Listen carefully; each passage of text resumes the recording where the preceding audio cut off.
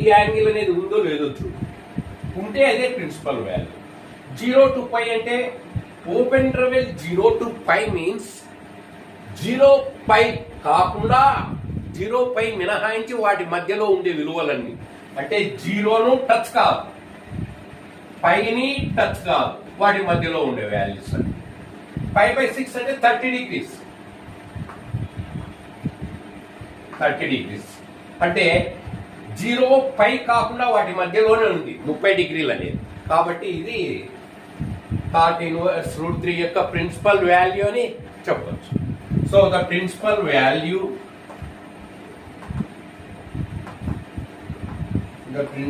Value of cot inverse √3 is 5/6.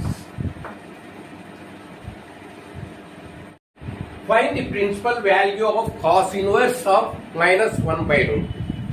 Cos inverse of -1/√2. So యాంగిల్లో minus వస్తుంది. ముందు యాంగిల్లో మైనస్ రిమూవ్ చేసుకో. యాంగిల్లో మైనస్, నెంబర్లో మైనస్ వస్తుంది. నెంబర్లో మైనస్ వస్తుందంటే ముందు నెంబర్లో ఉండే మైనస్ రిమూవ్ చేసుకో.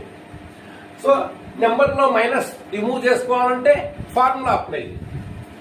Cos inverse of -x is equal to π minus cos inverse x.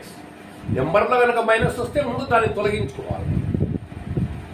Cos inverse π, దాని ప్రకారం ఇది x అనుకో 1/√2. Cos inverse of -x 1/√2, x బదులు π మైనస్ సూత్రం π minus cos inverse x plus లో ఏముంది 1/2.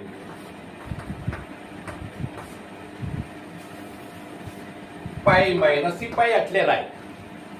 π మైనస్ కాస్ ఇన్వర్స్ ఆఫ్ 1/√2 అనేది కాస్ యొక్క ఏ యాంగిల్ కి వస్తుంది? కాస్ 45. దాన్ని రేడియన్స్ లో లేకి మార్చుకుంటే 1/√2 అనేది కాస్ 45 డిగ్రీస్ కి వస్తుంది. కాస్ 45 డిగ్రీస్ ని రేడియన్స్ లో చేంజ్ చేసుకుంటే π/4 అంటే cos inverse of cos x formula రూపంలోకి వచ్చిందా ఇది?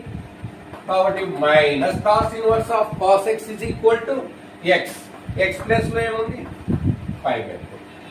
ఫార్ములాస్ నేర్చుకోవడం.